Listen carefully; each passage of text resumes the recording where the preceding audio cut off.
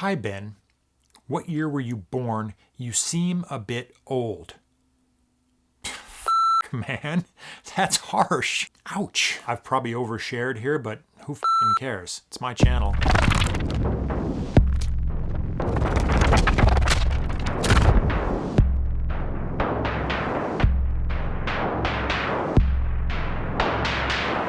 Well, hi there. Welcome back to Adventure in Art. My name is Ben Staley, your resident talking head. We're going to do a little Q&A, and I'm going to show you a couple new pieces of gear that I'm using. That's what we're doing. So let's get right into it. Questions from you folks out there in the real world. Do you switch mindsets when shooting video, your job, and shooting stills, off duty as it were, and how much does each form of image making inform or influence the other? Background to my question: as a photographer, I find shooting video painfully slow. I see too quickly, want to snap, snap, snap. I really have to switch off to make videos. If you see what I mean, thanks. Great videos and photos on your channel. Pray emoji. Okay, Andy Snap. That's a cool name, Andy Snap. Do I have to switch mindsets? Yes. I've been shooting stills and video, sometimes professionally, both at the same time or, parallel to each other. Sometimes I'll be doing one and then I throw in a little bit of the other for personal, whatever, BTS on a photo shoot or just some stills on a video shoot, whatever. Do you switch mindsets? Yes and no. It's all storytelling, but the technique and the approach is different. You can't shoot video like stills. It is slower. You have to hold your shots. You can't just be, shot, shot, shot. You'll have this jumbled, quick pan, bunch of mess that you can't edit because you don't hold on a shot. So I have to really keep in my head when I'm shooting video that, I have to hold on shots. You should hold on shots longer than you feel comfortable doing it. Yes, the mindset is different. I've gotten pretty good at it, switching back and forth, but you have to really focus what you're doing. Have I answered that? That's how I'm answering. As much as possible, could you talk about your YouTube journey and what keeps you motivated to post, and what can you share about revenue? Oh, we're going there, huh? Okay, let's go there. I started this channel right when the pandemic kicked off because I just didn't have a job. I've talked about this on the channel before, but yeah, I didn't have a job. I didn't have anything to do, and I wanted to be productive. And I thought about making a channel for a while because I'm traveling a lot and I'm doing a lot of shoots, and I thought, well, I can just do a little extra effort while I'm doing a lot of these things and make some videos and share them. And that's kind of how it's going, but it takes a lot more than a little bit of effort. It takes actually a lot of effort. And when I did it, I committed to having a video a week. I'm not actually able to do that when I'm working on a job. And like I was just in Australia for 9 weeks. All the videos that you saw during that period, I had pre-shot and uploaded and scheduled before I left. And then I just stretch them out to like one every 10 days or 2 weeks. I just can't maintain it for a couple months, and I can't pre-make all those videos. I just don't have time. So that's been my journey. I don't know if I wish I would have had a little more success, although I've had more success than I kind of expected, I guess. It's highs and lows. I go through periods where things are just cranking, and then I go through periods that are kind of slow and I don't get as many viewers, and I can't tell if that's some algorithmic thing. I can't tell if it's what I'm doing with my thumbnails or my content or my titles. And I do know that if I do certain things, I get more views. If I do certain things, I get less. Like I'm not doing product reviews anymore. Anytime I put like the name of a product or a light or something in a video and do a little review, almost nobody watches it, which is fine by me because I don't want to make those kind of videos anymore, and I'm not going to. I used to do that occasionally. People would send me stuff and I would make a video about it, and then almost nobody would look at that. They don't come to my channel for that, which is great. I don't want to be one of those guys. So I started off and I was doing a lot of Leica content because I had this Leica camera, and so all my videos were just with that. And so I became, I think, pretty well known for that, or at least I got a ton of views early on with those cameras. Now I'm using different cameras. People still come looking for the old cameras. I'm like, I don't really want to be a channel about a certain kind of camera, so I try really hard to not put that stuff out there. Having said all that, I don't really know what I'm doing. I do enjoy it. Sometimes I get a lot of views on videos like randomly, like we're going to talk about that. Okay, you want to talk about revenue? Here's my phone. Let me bring up this little YouTube Studio app and let me record my screen here.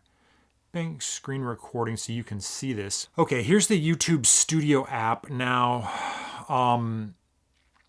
the last 28 days, I've made $59 on YouTube off of AdSense. Now, that's a lot, and that's only because the video that went live yesterday, which was about portraits, my last video, it'll be the last one before this, it did quite well, and I made like $14 yesterday off that and the other stuff that people watched.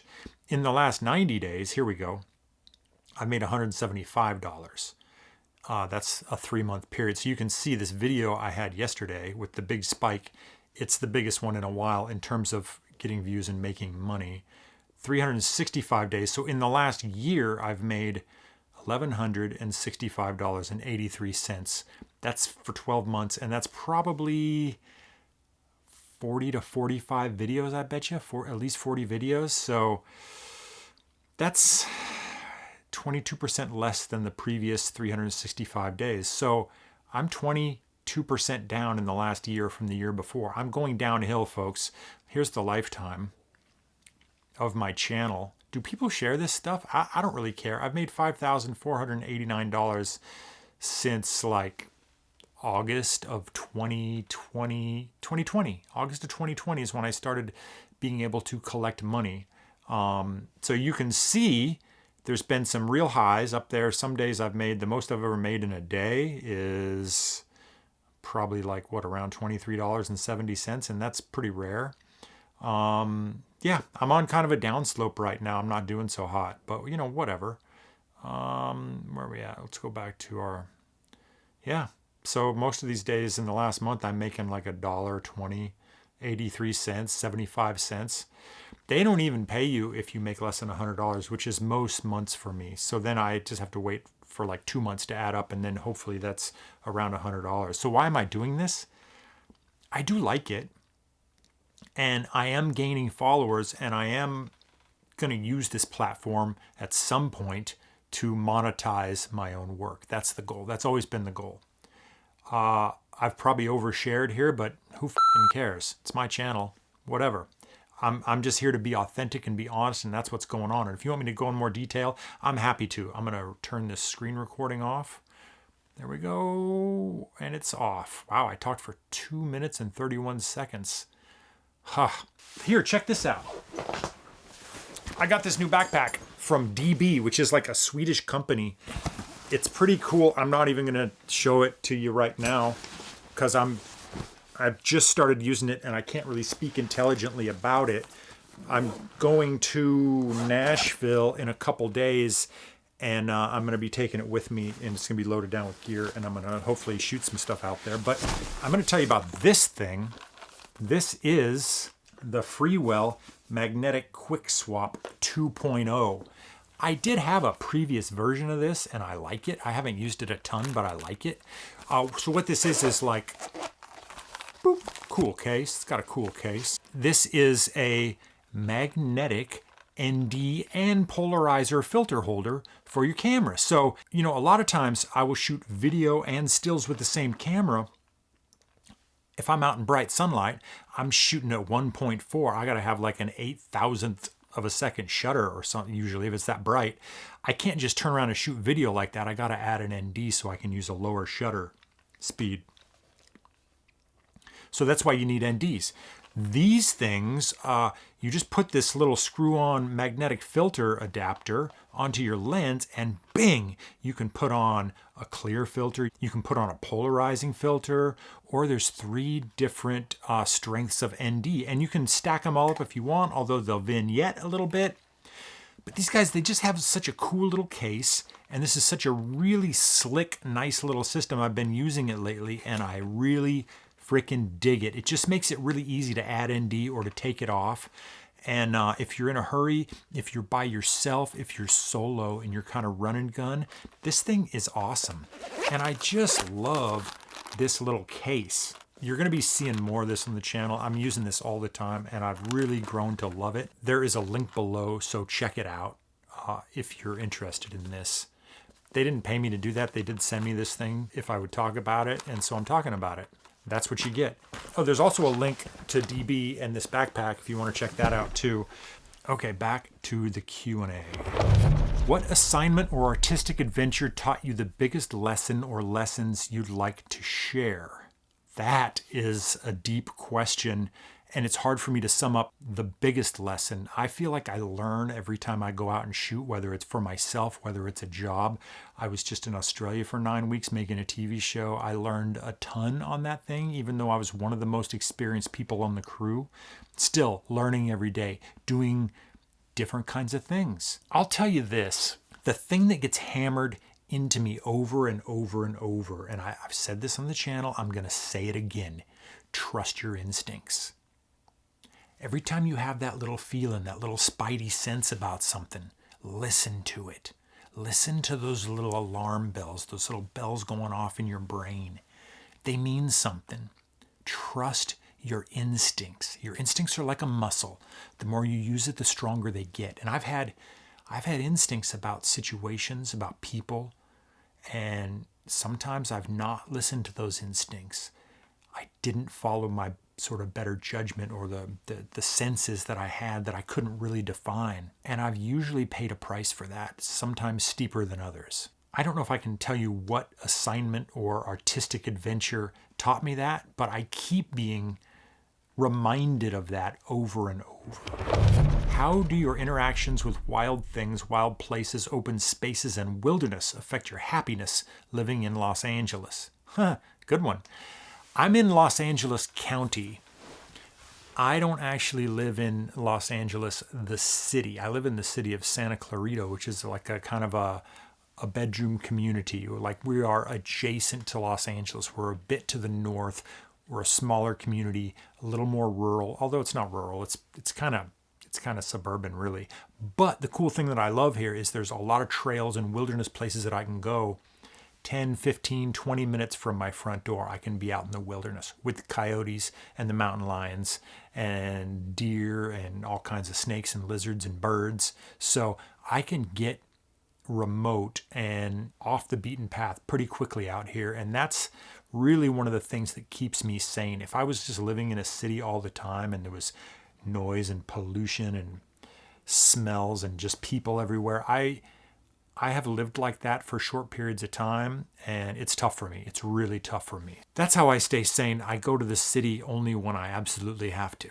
I used to love being on assignment on the road for weeks, being lost in the place and the moment. A few times I went on self-assignments to Argentina and Turkmenistan in particular. Quite a different mind space with no client, no deadline, just a fast emptying bank account. My desire and need to make images and tell stories. What self-assignments do you have planned for 2025? That's a good question. My big self-assignment is I want to make a movie next year. So I'm working on that behind the scenes to try and make that happen. And I'm hoping in maybe the third or fourth quarter of next year, I'm going to go out and make a movie. We'll see. That's the big thing that I want to do. It's a big thing. And as I move closer to that, we'll definitely be talking about it. But I'm just getting, well, not to bring up the next question, but I'm just getting a little older and I have less time in front of me. And there's some big goals that I have, and I've got to start working on those goals if I'm going to accomplish them. So my big goal for next year, you heard it here first, is to make a film. Stay tuned. Okay, final question. And this question is what prompted me to make this whole video. This was a comment on one of my previous videos. And I did reply to the comment, but it really struck a nerve with me, and I wanted to talk about it. Hi, Ben. What year were you born? You seem a bit old. Fuck, man. That's harsh. Ouch. Let me continue. You seem a bit old, but your passion is incredible, and it suddenly made me curious about your age. I'm 47 years old. Do you think it's not too late for me to live with the same passion as you? What's this guy's name? doesn't really have his actual name. Yeah, so you seem a bit old. Okay. Look, I don't really need to be reminded how old I look. Every time I make one of these videos and I'm talking head in front of the camera, I have to sit there and edit the damn thing for a couple hours and look at all the lines on my face, all the wrinkles, the bags under my eyes. Sometimes I won't look in the mirror beforehand and I have like a stray like eyebrow hair going bow, bow, ear hairs sticking out, catching the light. That's the thing. As you get older, you start, I've lost the hair on top of my head, but it starts like growing more in other places like your eyebrows or your ears or, nose hairs. So you have to really be careful about that stuff. Is that TMI? This is that video. We're just talking about it. Okay. Sorry. I was born in 1973. I'm 51 years old. So, homeboy, with this question, I'm 4 years older than you. So what do you think I think? Do you think it's not too late for me to live with the same passion as you? I don't care if you're 80 years old. It's not too late for you to live with passion. Many, many people are doing extreme creative endeavors up into high in the double, low in the triple digits. As long as you're breathing, as long as you can move around, you can write, you can take pictures, you can paint, you can do almost anything as long as you're physically able to do it. Age is not a barrier for that, and I believe it. Now, let's talk about this. It is scary getting older. Now, here's a story, okay? Since this is the video where we're oversharing everything. I threw my back out 2 days ago. You know what I was doing? I got up in the morning, I'm pulling on my socks and my back went tunk, and I could barely move. I was in excruciating pain. That was a weekend, so I had to wait like a whole day until yesterday, which was a Monday, to go to the chiropractor. He sort of adjusted me. It's slowly getting better. The muscles are relaxing. But yeah, I'm 51 years old. I threw my back out putting my socks on. So that's a real thing. I injured my shoulder when I was in Belize a couple months ago. This is July, actually. And it still hasn't healed, so I haven't been exercising like with weights and stuff as much as I normally do because my shoulder's injured. Now I've got a bad back. My eyebrow hairs are getting out of hand. Yeah, getting old is no joke, folks.